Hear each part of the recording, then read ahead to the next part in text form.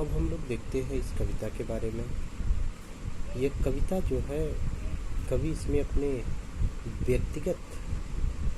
भाव को व्यक्त किए हैं। कवि ने यह बताया है कि उनके मन में अंधे हो जाने पर, यानी जब वो 44 साल की उम्र में अंधे हो जाते हैं,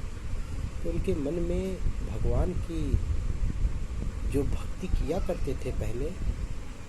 अंधे हो जाने पर उनको ऐसा लगने लगा था कि भगवान उनके साथ क्या कर रहे हैं, क्या कर दिए हैं, अन्याय कर दिए हैं। और यह सोच करके जो है कवि के मन में जो है भगवान के प्रति शिकायत हो जाती है। और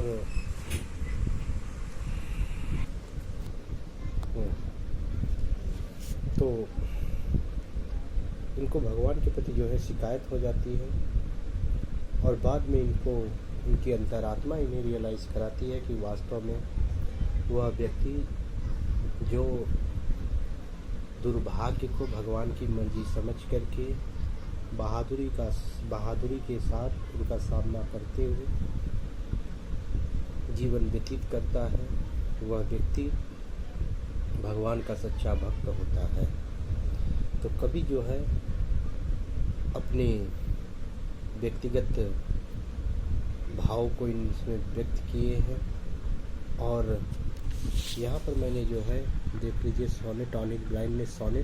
सोनेट का मतलब 14 लाइन, 14 लाइन की कविता। यह 2 भागों में हो गया। ऑक्टेव, फर्स्ट 8 लाइन, ठीक, जिसमें कन्फ्यूजन रहता है, और दूसरा जो है सिस्टेव, यह जो है आपका लास्ट 6 लाइन, 8 लाइन यहाँ पर, 4 लाइन, यह 8 से 14 लाइन, यहाँ पर हो गया 14 लाइन। यह जो सिस्टेट पार्ट होता है उसमें सल्यूशन रहता है, यानी कन्फ्यूजन पहले रहता है, सल्यूशन बाद में, ठीक। यह जो है आपके आप फिगर ऑफ स्पीच जब करते हैं, यानी क्रिटिकल कमेंट लिखते हैं, तो आपको इन सब चीज़ों को ध्यान में रखना होगा और आसानी से आप अच्छे नंबर पा सकते हैं। अब हम लोग कविता पढ़ते हैं, ठीक है ना, समझ में आ गया होगा। कभी कह रहे हैं, when I consider how my light is spent ere half my days in this dark world and wide, and that one talent which is death to hide lodged with me useless, though my soul more bent to serve therewith my maker and present my true account lest he returning chide. अब कवि कह रहे हैं कि when 44 साल की उम्र में कभी अंधे हो जाने पर कह रहे हैं कि व्हेन आई कंसीडर, जब मुझे याद आता है, जब मैं सोचता हूँ, जब मुझको याद आते हैं क्या, कि how my light is spent, कि मेरी आँखों की रोशनी चली गई है। और कह रहे क्या कि व्हेन आई कंसीडर, जब मैं सोचता हूँ, या जब मुझे ख्याल आता है, जब मुझको यह ख्याल आता है कि मेरे आँखों की रोशनी, यहाँ पे लाइट का मतलब होगा आई साइट, आँखों की रोशनी, स्पेंट का मतलब होता है चली गई, और वो भी कब, year half my days, year का मतलब होता है बिफोर, पहले ही, हाफ का मतलब आधे, माई डेज मतलब माई लाइफ, मेरे जीवन के आधे पड़ाव पर पहुंचने से पहले ही, ईयर हाफ माई डेज, मेरे जीवन के आधे पड़ाव पर पहुंचने से पहले ही मेरी आँखों की रोशनी चली गई, और वो भी कहाँ पर, जिससे कि इन this dark world and white, यह संसार बिल्कुल अंधकार सा, इस विशाल संसार, यह विशाल संसार जो मुझे अब बिल्कुल अंधकार सा प्रतीत हो रहा है, जब ऐसा मेरे मन में ख्याल आता है तो मुझे अपार दुख होती है। कह रहे क्या कि व्हेन आई कंसीडर, जब यानी जब मुझे यह याद आता है कि मेरी आंखों की रोशनी मेरे जीवन के आधे पड़ाव पर पहुंचने से पहले ही मेरी आंखों की रोशनी, आधे पड़ाव का मतलब मैंने कहा ना कि 44 साल की एज में अंधे हो गए थे, आंखों की रोशनी चली गई है कि इन this dark world and white, यह विशाल संसार मुझे बिल्कुल अंधकार सा प्रतीत हो रहा है। यह सोच करके मुझे अपार दुख होता है। यह लाइन यहाँ पर नहीं लिखी गई कि मुझे अपार दुख होता है, यहाँ पर कवि अपना भाव व्यक्त कर रहे हैं कि when I consider how my light is spent, कि जब मैं यह सोचता हूँ कि मेरी आंखों की रोशनी चली गई है मेरे जीवन के आधे डगर पर पहुँचने से पहले, अर्थात मेरे उम्र के, मेरे जीवन के आधे पड़ाव को पार करने से पहले ही मेरी आंखों की रोशनी क्या हो गई है, चली गई है। अर्थात मैं अंधा हो गया हूँ और अंधे हो जाने के कारण यह विशाल संसार मुझे बिल्कुल अंधकार सा प्रतीत हो रहा है। यह सोच करके मुझे अपार दुख होता है। एंड और यह सोच करके मेरा दुख और बढ़ जाता है कि दैट वन टैलेंट, कि वह प्रतिभा, यानी काव्य लिखने की प्रतिभा जिसे भगवान ने मुझे दिया है। कवि जो है जन्मजात कवि थे, अर्थात जन्म से ही इनके अंदर जो है गीत लिखने की क्षमता थी। अतः करें क्या, और यह सोच करके तो मुझे और ज़्यादा दुख होने लगता है कि दैट वन टैलेंट, की एकमात्र वह प्रतिभा अर्थात काव्य लिखने की प्रतिभा जिसे ईश्वर ने मुझे दिया है, which is death to hide, जिसका प्रयोग न होने से मेरे अंदर वह मृत पड़ा है, लॉज्ड विथ मी यूजलेस। अब वह प्रतिभा मेरे किसी काम की नहीं है। तो यह सोच करके मुझे बड़ा दुख महसूस होता है, मुझे अपार दुख की अनुभूति होती है। फिर से देख लीजिए, ये इसकी शुरुआत की पंक्तियाँ बड़ी टिपिकल है। एक बार अगर आपने समझ लिया तो आप आसानी से you can do it easily if you can understand the first 3-4 lines easily, because poet feels very sadness about the injustice of God, because every time his mind hammers about his blindness, due to his blindness his grief intensifies। कह रहे क्या कि जब जब मेरे मन में यह ख्याल आता है या मुझे ख्याल आता है कि मेरी आंखों की रोशनी मेरे जीवन के आधे पड़ाव पर पहुंचने से पहले, अर्थात मुझे मेरे जीवन के आधे पड़ाव पर पहुंचने से पहले ही मेरी आंखों की रोशनी चली गई है, जिससे कि यानी चली गई है जिससे कि अर्थात जिस अंधेपन की वजह से यह संसार मुझे बिल्कुल क्या लगने लगा है, यह विशाल संसार मुझे बिल्कुल अंधकार सा प्रतीत होने लगा है। यह सोच करके मुझे बड़ा दुख महसूस होता है, और यह सोच करके तो मेरा दुख और बढ़ जाता है कि वह काव्य लिखने की प्रतिभा अर्थात जिस कार्य के लिए कवि ने मुझे यहाँ पर भेजा है कि मैं काव्य लिखूं, वह काव्य लिखने की प्रतिभा which is death to hide, which is death to height,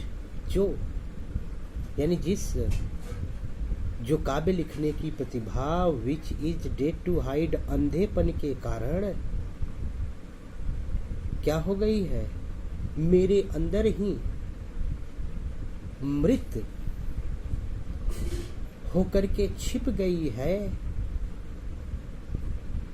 वास्तव में वह प्रतिभा मेरे अंदर मेरे अब किसी काम की नहीं है। यह सोच करके मुझे और दुख होता है, मेरा दुख और बढ़ जाता है। अर्थात कवि ऐसा कह रहे हैं कि कवि को ईश्वर ने यहाँ पर पृथ्वी पर काव्य लिखने के लिए भेजा है, और ये तो अंधे हो गए हैं और उस काव्य लिखने की प्रतिभा को, अर्थात काव्य को वह लिखने में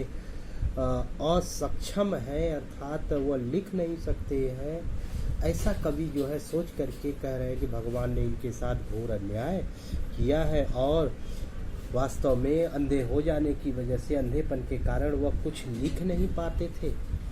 इसलिए कह रहे हैं कि वह अंधापन जो है उनके अंदर के कवित्व को ही मार दिया है। उनके अंदर का जो जिंदा कवि था उसको उन्होंने मार दिया है। अंधेपन के कारण वह कुछ भी गीत लिखने में जो है, एक भी गीत लिखने में असमर्थ है, जिसकी वजह से यह सोच करके कवि के मन में बिल्कुल दुख ही दुख उमड़ता है। फिर भी यानी भले ही मुझे दुख होता है, यहाँ पर मैंने कहा है कन्फ्यूजन है कवि के मन में भगवान के प्रति जो है, शिकायत है। शिकायत भाई किसी को भी दुख होगा तो वह किसको कोसेगा कि हे भगवान आपने तो मेरे साथ ऐसा कर दिया। तो कवि जो है इसी चीज की जो है व्याख्या कर रहे हैं कि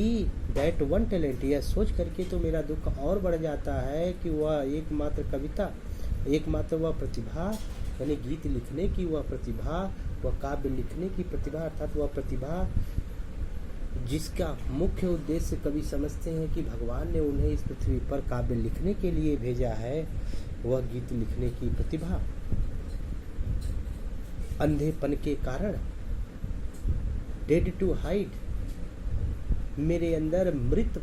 छिपी हुई है, छिप जाने से बिल्कुल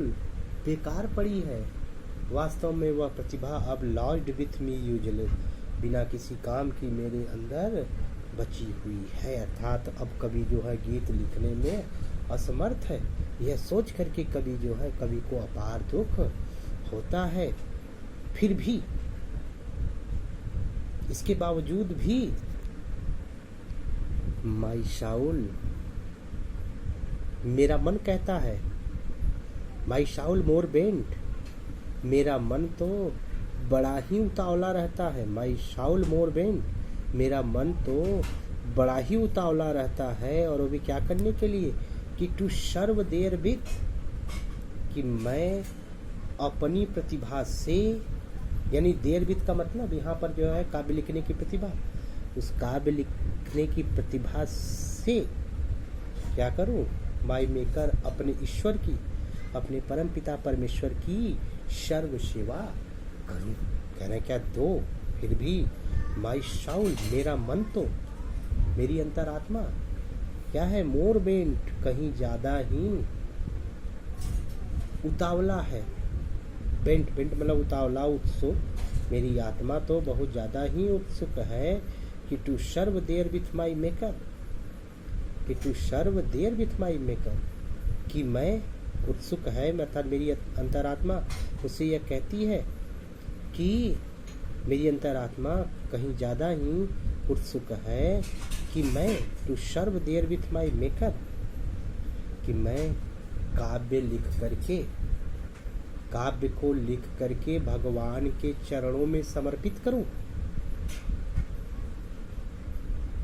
कि मैं काव्य लिखूं, to serve therewith my maker. मेरी अंतरात्मा बहुत ज़्यादा ही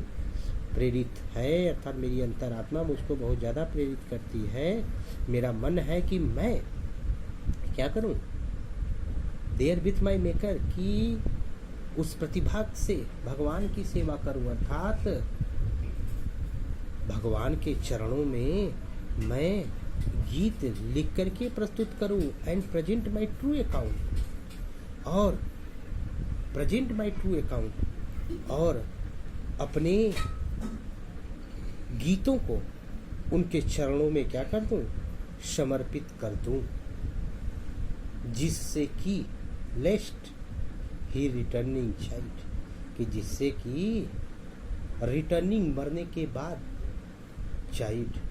वह मुझे डांट फटकार न लगाए। रिटर्निंग चाइल्ड, चाइल्ड मतलब होता है डांट फटकार लगाना। तो कवि कह रहे हैं क्या कि दो, भले ही मेरे मन में जो है दुख महसूस होता है, भले ही मुझे अपार दुख की अनुभूति होती है कि मेरे अंदर का कवि तो अब मर चुका है, यह सोच करके जब मुझे अपार दुख होती है, तो कह रहे हैं क्या कि फिर भी इतने सब के बावजूद भी my soul more bent to serve therewith my maker, कि मेरा मन जो है क्या है, to serve therewith my maker, कि मेरा मन क्या है, देयर विथ माई मेकर, कि मेरा मन जो है बहुत ज़्यादा ही उत्सुक है, अर्थात मेरा मन करता है कि मैं क्या करूं, भगवान की भक्ति जो हूँ करूं और उनके चरणों में ट्रू अकाउंट अपने कवित्व अर्थात काव्य लिख करके मैं उनके चरणों में समर्पित कर दूं, जिससे कि लेस्ट ही रिटर्निंग चाइल्ड, कि मरने के बाद जब मैं वहाँ जाऊँ तो वह मुझे डांटे फटकारे न, अर्थात मुझे डांट न पिलाए। ठीक समझ में आई है शुरुआत की 6 लाइन, अभी बाकी की 2 लाइनें हैं, उसके बाद जो है